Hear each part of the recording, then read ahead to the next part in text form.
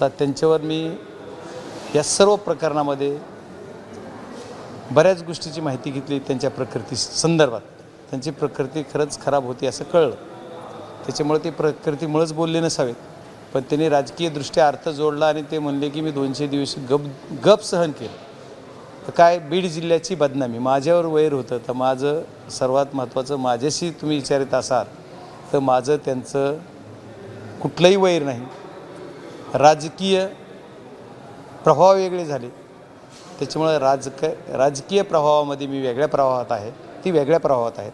त्याच्यामुळे माझ्याशी ते लागू होईल का हे मला माहीत नाही, पण ज्यांच्याशी लागू होईल त्यांचे सांगितलं। तर बीड जिल्ह्याची बदनामी कोण करतं आहे ह्याचासुद्धा संबंध महाराष्ट्राला, बीड जिल्ह्याला, सर्वांना, आता देशालासुद्धा कळालं की बीड जिल्ह्याची बदनामी कुणी केली। जे तर कोई इस बीड जिले का हो या कोई बाहर का हो, ऐसा काहीतरी वाक्य तरी डायलॉग खाल्ले 2-4, ते पण बघितले मी। ठीक आहे, ती त्यांची डायलॉग बाजी करण्याची त्यांचं ते स्टाईल आहे भाषणाची, ते करतात, त्यांना त्याच्यावर नाही मला बोलायचं।